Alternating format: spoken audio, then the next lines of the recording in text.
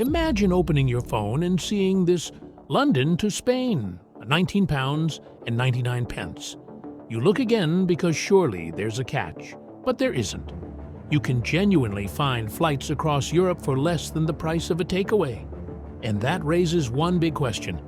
How can an airline possibly make money selling £20 flights? Because flying a plane hundreds of miles with hundreds of passengers shouldn't be cheap. There's fuel, there are pilots, there are cabin crew, there are airport fees, there's maintenance, and somehow Ryanair can still sell you a seat for less than £20. The secret is that Ryanair isn't really selling you a £20 flight. And once you understand how the business works, the entire airline industry starts to look different. Ryanair built its reputation around one simple idea: make flying as cheap as possible.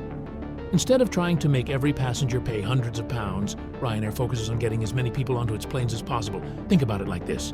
Imagine Ryanair has a plane with around 200 passengers. If every passenger paid £20, that's only about £4,000 in ticket revenue. That obviously isn't enough to run the flight, but Ryanair doesn't stop making money when you buy the ticket. That's where the business model gets interesting, because the £20 ticket is essentially the entry point. The real money starts after you buy. Let's say you've just booked your £20 flight. You're happy. Then you get to the next screen. Do you want to choose your seat? £6. Maybe you want priority boarding. Another £7. Then you realize your small bag isn't enough. You need a bigger cabin bag. More money. Then there's checked luggage. More money. And suddenly, that £20 flight isn't £20 anymore. It's £60, maybe £100. And that's exactly why Ryanair's model works. The company doesn't need every passenger to spend hundreds of pounds. It just needs passengers to spend something extra. And when millions of people are flying every year, those small extras become enormous amounts of money. But there's another secret. Ryanair also does something very differently from traditional airlines. It tries to keep its costs extremely low, and this is where the business gets clever. Ryanair doesn't want its plane sitting around on the ground, because a plane sitting at an airport isn't making money. So the goal is simple. Get the plane in, get passengers off, get new passengers on, get it back in the air. The faster that happens, the more flights the same aircraft can operate. And the more flights each plane operates, the more revenue that plane can generate. It's basically the airline version of keeping a shop open and busy for as many hours as possible. Why Ryanair uses smaller airports. There's another reason Ryanair can keep prices low. Look at where some Ryanair flights actually land. Instead of always flying into the biggest airport in a major city, Ryanair often uses secondary airports. Why? Because major airports can be incredibly expensive. Landing fees, parking fees, passenger charges, airport services, everything adds up. Smaller airports can sometimes offer airlines much cheaper deals because they desperately want passengers. And Ryanair brings them exactly that. Thousands of passengers every week. So Ryanair can negotiate aggressively. The airport gets customers, Ryanair gets cheaper operating costs, and passengers get cheaper flights. Everyone gets something out of the deal. The plane itself matters. Ryanair also keeps its fleet relatively standardized. That sounds boring, but from a business perspective, it's extremely important. If an airline operates lots of different aircraft types, it needs different training, different maintenance procedures, and different parts. That's expensive. Ryanair has historically focused heavily on Boeing 737 aircraft. That means the company can standardize things like pilot training, maintenance, spare parts, crew operations, and aircraft scheduling. The result, lower complexity, and lower complexity usually means lower costs. Ryanair doesn't want empty seats. Now here's another important part of the model. Imagine a flight has 200 seats. Whether 100 people are on the plane or 200 people are on the plane, the aircraft still has to fly. The fuel is still being burned. The pilots still need to be there. The aircraft still needs maintenance. So every empty seat is basically lost potential revenue. That's why Ryanair focuses heavily on filling aircraft. And this is where the cheap £20 fares make sense.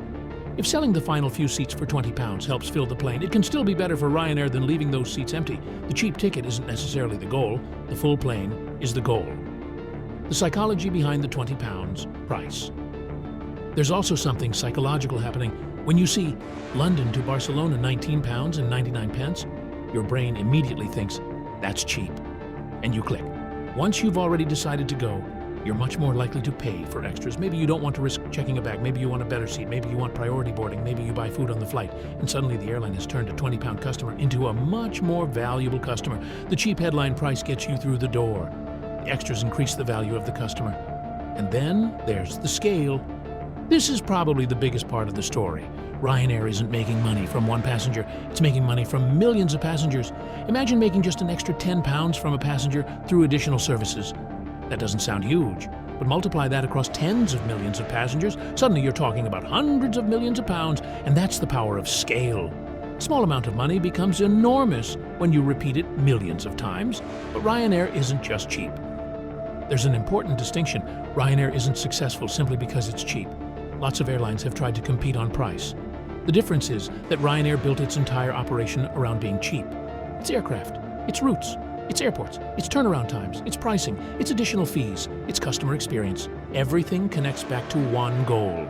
Keep the cost per passenger as low as possible, and when your costs are low enough, you can sell tickets at prices that other airlines struggle to match.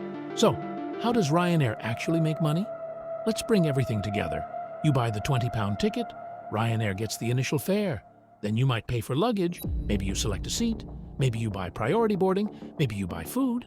Meanwhile, Ryanair is trying to keep its costs low by using efficient aircraft, keeping planes busy, using cheaper airports, and operating at huge scale. So that £20 ticket isn't really the business, it's the hook. The business is everything that happens around it. The bigger lesson, and there's actually a business lesson here that has nothing to do with airlines. Ryanair understood something incredibly important.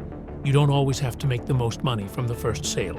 Sometimes you make the initial purchase incredibly attractive, and then make money from everything around it.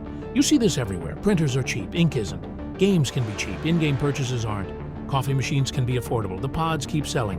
And Ryanair, the flight might be £20, but the journey doesn't end at checkout. The final question. So the next time you see a Ryanair flight for £19.99, remember, you're not looking at the entire business. You're looking at the front door. Behind that £20 ticket is an entire system designed around keeping costs low, filling planes, flying them as often as possible, and increasing how much each passenger spends. And that's how Ryanair can sell you a flight for less than the price of a meal, and still build a massive airline business. The £20 flight isn't the crazy part. The crazy part is how efficiently Ryanair turns that £20 customer into a profitable one.